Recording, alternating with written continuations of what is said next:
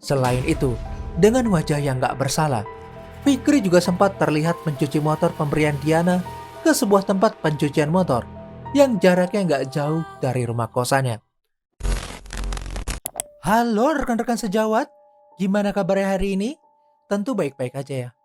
Kali ini AA akan membahas tentang salah satu kasus seorang pemuda yang tega menghabisi kekasih gelapnya dengan cara yang sangat di luar nalar pikiran nih lor. Pokoknya tonton terus sampai habis, biar kita bisa mempelajari dan ambil hikmahnya dari kasus ini.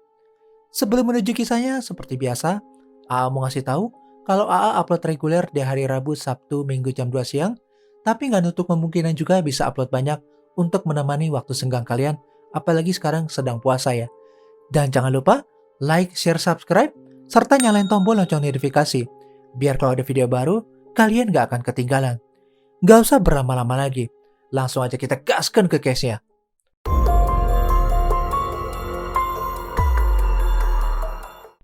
Kali ini AA mau ngajak kenalan kalian nih dengan seorang perempuan bernama Diana Sari. Dia adalah seorang wanita yang lahir dan dibesarkan di sebuah desa dan berlokasi di Sumbawa Besar, Nusa Tenggara Barat. Wanita berusia 22 tahun ini diketahui udah menikah dan dikaruniai satu orang anak. Namun sayang, hubungan rumah tangga yang selama ini dibina bersama dengan pasangannya gak dapat bertahan lama. Pada bulan Mei 2013, mereka memutuskan resmi bercerai dengan suaminya dan membawa anaknya tinggal bersamanya. Singkat cerita, Diana akhirnya berkenalan lagi nih dengan seorang pria bernama Fikri. Kebetulan Fikri juga lahir dan dibesarkan di daerah yang sama, yaitu di Sumbawa Besar, Nusa Tenggara Timur. Sedikit informasi aja nih lor. Pria berusia 23 tahun ini diketahui telah memiliki seorang istri dan satu anak. Pekerjaan sehari-harinya sebagai supir di kantor pengadilan agama Klungkung, Bali. Menurut informasi beberapa rekan kerjanya, ia dikenal sebagai pribadi yang sangat baik dan sopan. Bahkan ia dikenal juga sebagai pria yang sangat pendiam karena ia nggak akan mulai bicara jika nggak ditanya oleh teman-temannya.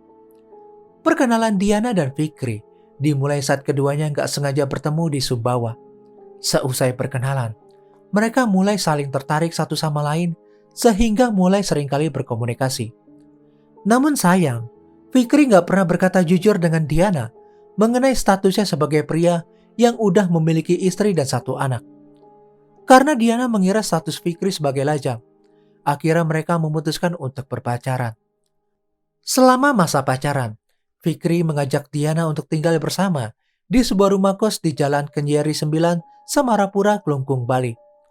Sementara anak sematawayang Diana dititipkan kepada orang tuanya di Sumbawa Besar. Mereka pun udah dimabuk asmara. Pasangan sejoli ini mengaku saling mencintai satu sama lain sehingga gak jarang keduanya memamerkan kemesraan mereka di lingkungan sekitar rumah di kos Bali. Menurut pengakuan salah satu tetangga sekaligus teman Diana, Diana sangat mencintai Fikri. Bahkan ia gak segan-segan memberikan sebuah motor untuk kekasihnya agar bisa digunakan saat pulang dan pergi bekerja. Gak lama setelah keduanya tinggal bersama, Diana akhirnya mengaku kepada Fikri jika dirinya sedang hamil buah cinta anaknya. Namun sayang, kebahagiaan tersebut gak berlangsung lama. Sepandai-pandainya menyimpan bangkai, suatu saat baunya akan tercium juga. Ungkapan ini memang paling pas untuk menggambarkan hubungan mereka. Setelah keduanya menghabiskan banyak waktu bersama di Bali, akhirnya Diana mengetahui identitas Fikri, bahwa Fikri adalah seorang pria yang udah memiliki istri. Mengetahui fakta mengejutkan itu, Diana merasa sangat terpukul, kecewa dan marah kepada Fikri. Saat itu Diana yang sedang mengandung meminta pertanggungjawaban dari kekasihnya tersebut. Namun Fikri menolak untuk bertanggung jawab. Ia malah terus-menerus mengulur waktu.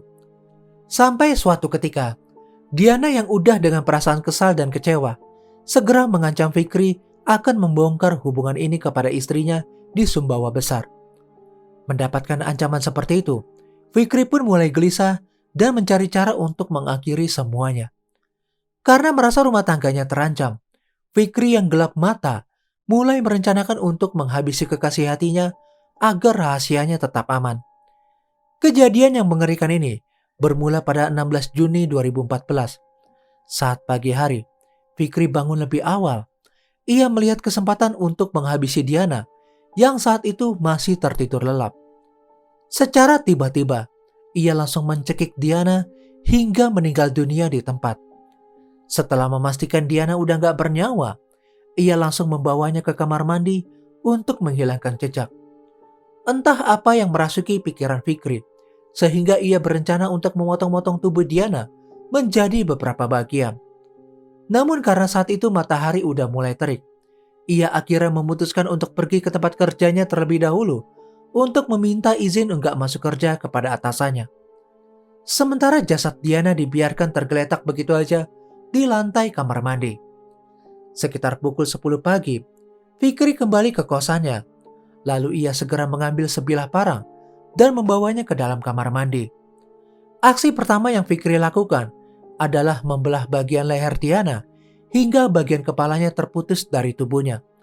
Kemudian ia melanjutkan dengan memotong-motong kedua tangan dan kedua kakinya dan juga membelah kaki sehingga bagian paha dan betis terpisah. Setelah itu ia lanjutkan lagi dengan memotong bagian tubuhnya. Secara keseluruhan, tubuh Diana dipotong menjadi 13 bagian. Lalu potongan-potongan tubuh itu dimasukkan ke dalam beberapa kantong plastik berukuran besar. Aksi gilanya ternyata nggak cukup sampai di situ aja nih lor. Fikri sempat mengeluarkan organ tubuh Diana dari perutnya, kemudian dipotong-potong lagi menjadi potongan yang lebih kecil.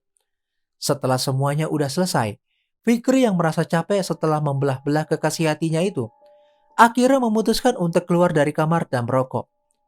Bahkan ia juga masih sempat berbincang dengan salah satu tetangganya sambil menikmati sebatang rokok. Selain itu, dengan wajah yang gak bersalah, Fikri juga sempat terlihat mencuci motor pemberian Diana ke sebuah tempat pencucian motor yang jaraknya gak jauh dari rumah kosannya. Barulah sekitar malam di hari yang sama, Fikri bergegas pergi dari rumah kos itu dengan membawa beberapa kantong plastik besar untuk dibuang di berbagai tempat. Sebagai informasi tambahan aja nih lor, sekitar pukul 11 siang, saat Fikri sedang memotong-motong tubuh Diana, salah satu tetangga sekaligus teman dekat Diana selama di Bali sempat merasa curiga. Karena ia melihat ada sirup merah yang mengalir pada saluran air di depan rumahnya. Karena penasaran, ia sempat mengajak salah satu temannya untuk mengecek kamar kos Diana. Namun mereka nggak mendengar suara Diana saat mengetuk pintu sambil memanggil Diana di rumah kosannya. Akhirnya mereka pun memutuskan untuk kembali ke rumahnya masing-masing. Keesokan harinya, atau tepatnya pada tanggal 17 Juni 2014, seorang warga yang kebetulan lewat di pinggir jalan Bukit Jambul, Karangasem merasa curiga ketika mencium bau yang cukup menyengat. Ketika dicari, ternyata bau itu berasal dari sebuah kantong plastik yang tergeletak begitu aja di balik pohon mangga. Karena penasaran, ia pun memutuskan untuk membuka bungkusan tersebut. Seketika itu juga, ia dikagetkan dengan penemuan potongan tubuh yang udah hancur dan hampir membusuk. Kemudian ia segera melaporkan penemuan tersebut kepada warga yang kemudian diteruskan ke kantor polisi terdekat. Pihak berwajib yang menerima laporan itu pun segera mendatangi lokasi penemuan potongan itu dan mengecek langsung kantong plastik yang disebutkan pelapor. Aparat kepolisian menjelaskan bahwa di dalam kantong itu terdapat potongan kepala perempuan dan potongan pinggang yang hampir membusuk. Selanjutnya pihak kepolisian langsung menyisir area sekitar lokasi penemuan itu. Namun mereka nggak berhasil menemukan potongan tubuh lain. Akhirnya kepolisian menurunkan beberapa anjing pelacak untuk melakukan investigasi lebih lanjut. Setelah melakukan pencarian selama kurang lebih 7 jam, usaha mereka akhirnya membuahkan hasil. Pihak kepolisian akhirnya menemukan beberapa potongan tubuh lain di tempat yang berbeda-beda, tepatnya di wilayah Desa Pesaban, Karangasem, Bali. Kemudian semua potongan-potongan tubuh yang berhasil ditemukan dalam 3 kantong plastik besar segera dibawa ke rumah sakit untuk dilakukan otopsi. Ketiga kantong besar tersebut adalah satu kantong berisi bagian kepala dan pinggang, satu kantong berisi bagian tangan kiri dan kanan, dan satu kantong terakhir berisi potongan-potongan bagian dari kaki kiri dan kanan. Setelah melewati berbagai rangkaian pemeriksaan dan penyelidikan lebih lanjut, Akhirnya terkuaklah identitas dari korban, yakni Diana Sari, berusia 20 tahun. Setelah mendapatkan identitas korban, pihak kepolisian pun langsung melakukan penyelidikan lebih mendalam dan mendatangi serta menggeledah rumah kos Diana. Selain itu, pihak berwajib juga sempat memintai keterangan dari para warga di sekitar rumah kos tersebut. Seperti yang sebelumnya udah dijelaskan, salah satu tetangga sekaligus teman dekat dari Diana bersaksi bahwa dirinya sempat melihat darah mengalir di selokan depan rumahnya. Berdasarkan seluruh informasi yang telah didapat, kecurigaan aparat kepolisian mengarah kepada Fikri yang merupakan kekasih dari korban. Pihak berwajib pun segera memburu keberadaan terduga pelaku dalam kasus ini.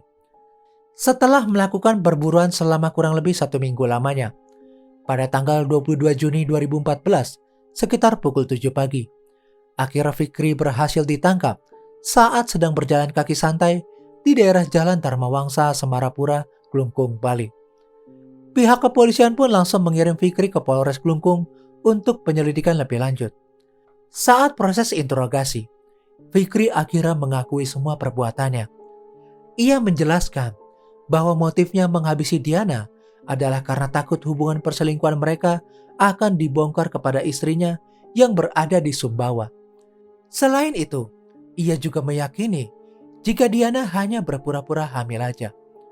Fikri mengaku jika dirinya gak mau keluarga kecil yang udah dibangun bersama dengan istrinya hancur karena perselingkuhan itu.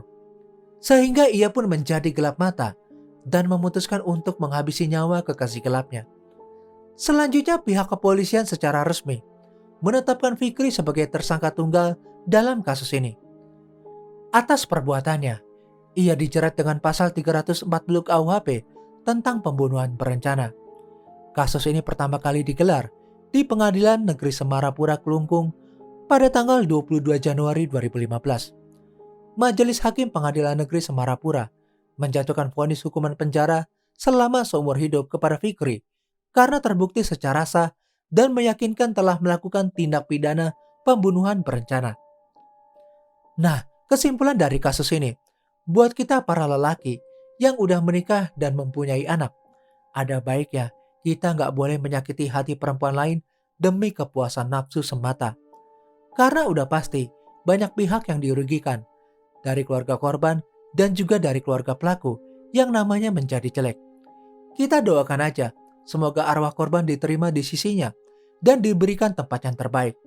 Semoga dengan adanya kisah ini, kita bisa belajar introspeksi diri dan ambil hikmahnya. I'm Jurnal AA, and still next time, stay safe ya lur.